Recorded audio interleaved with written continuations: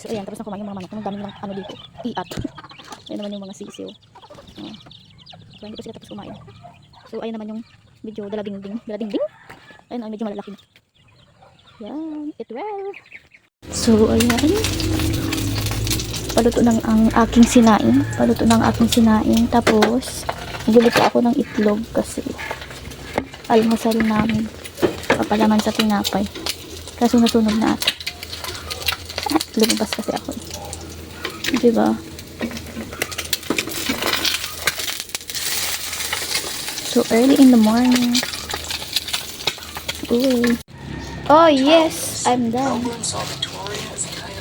Done cooking. Bago magkalimutan, painit ko muna tong ulam namin kagabi.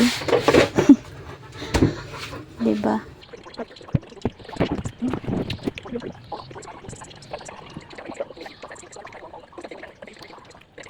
Kakauwi ko lang galing ako sa market.